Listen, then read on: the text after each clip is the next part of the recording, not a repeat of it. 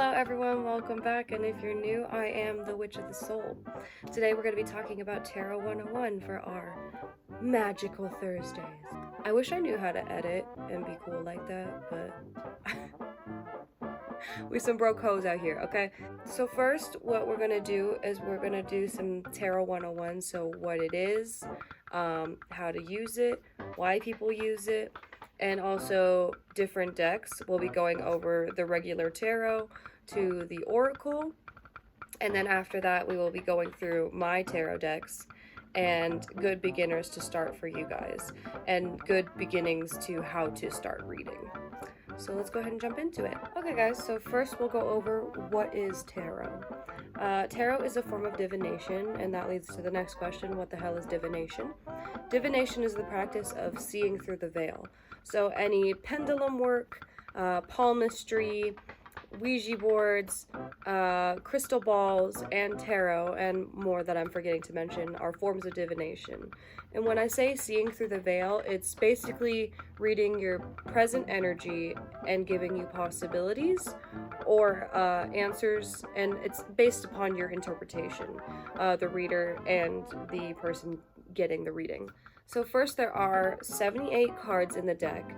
22 would be known as the trumps or the major arcana, and then 56 of the cards would be known as the minor arcana. And I'll show you guys those in just a second.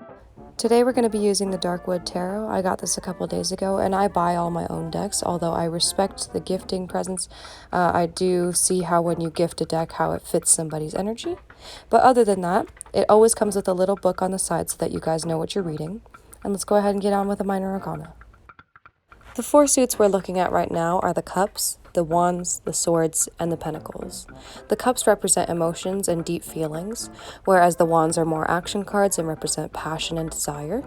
The swords represent communication and freedom, and the pentacles represent financial abundance and stability. So with the minor arcana, what it's supposed to do is read the fillers in between the major arcana. Major arcana is the big idea, whereas the minor arcana are just the fillers, the explanations, or the, clarification cards. However, that doesn't mean if you don't get a major arcana in your reading that it isn't important. Moving on to the major arcana, there are 22 cards in this set, and they look distinctly different from the minor because they do not have the suits. They'll have their own number and their own name. Although I couldn't put all of these guys out because I just didn't have enough room, all of the major arcana have their own separate meaning, and they all mean different things. The Fool, for example, could be a start, a new beginning. It also is a parallel to the Hangman, where you're looking at things from different perspectives. The Lovers is the card of complete union. The next segment is going to be about oracle cards. Oracle cards are a little different from tarot just because tarot has the suits, the major arcana, and they tend to be very straightforward, can be harsh, and are just more likely to be a little more clear-cut, whereas oracle is the kind of cards where it's very like free-flowing and more of like the abstract picture than the actual picture. So it's more like guidance cards or like empowerment cards, stuff like that, affirmation cards, things along those lines.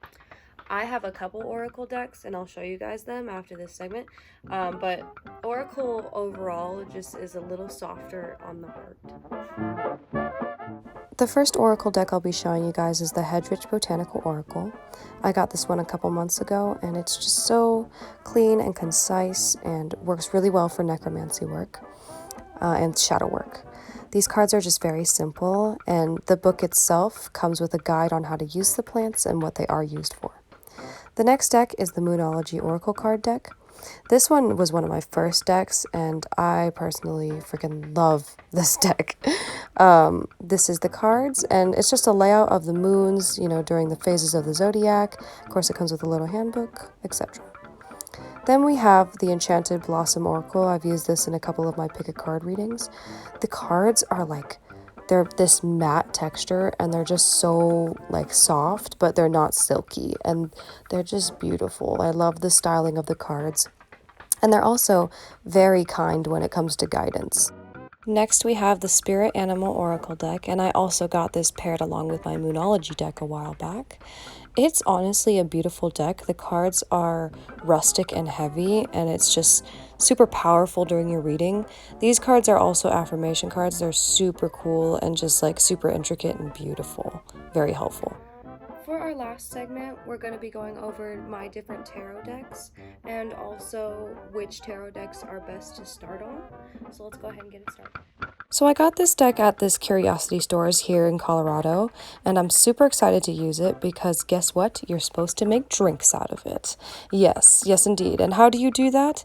Well, there's a recipe on the back of the card. So why do you need a recipe, and why is this tarot live? This is just drinking. Well, when you grab the little book, you put your own interpretation and use that for your reading. Next, we have the Casanova deck. This is sexual tarot. What you use this for is to see people's fantasies and what your lovers might want from you, what you want in the bedroom, etc. Next is my Tattoo Tarot and Ink and Intuition. This is my first tarot deck that I ever used for a very long while. Powerful, heavy cards, very, very cool, very helpful. Highly recommend. The last deck I'll be showing you guys is the Starman Tarot, and this is inspired by David Bowie. These are super strong cards just because they're impacted by David Bowie's energy, and this is inspired by him, so a lot of electricity when you do this reading. And there's also a lot of unique cards to this deck because of David Bowie. So which decks do I recommend for you guys to start on? Honestly, I would say start with one oracle deck of your choice, whatever you find to resonate with. I resonated first with the Moonology Oracle. And then I really highly recommend this deck. This deck is just very clear and concise, and it's also a hefty deck. It's very, powerful. You can feel it through the cards. If you're looking for something a little more low-key or just in general, just like very simple, I'd honestly go for the Rider-Waite. The Rider-Waite is a perfect beginner deck, and honestly, the whole rule where people have to buy you decks, I don't know. I'm a very modern witch who's rebellious and sometimes a little rude. I'm gonna buy my own deck, and to each their own. You know, if you don't agree with me, that's okay. I completely understand that, and I do understand the sentiment of giving gifts. Like, I've gifted a deck before, and I do understand, like, oh, there's just something within me, my intuition, that tells me, oh, that deck belongs to someone else. So keep that in mind when you're buying a deck and you don't really resonate with it. You can either take it back.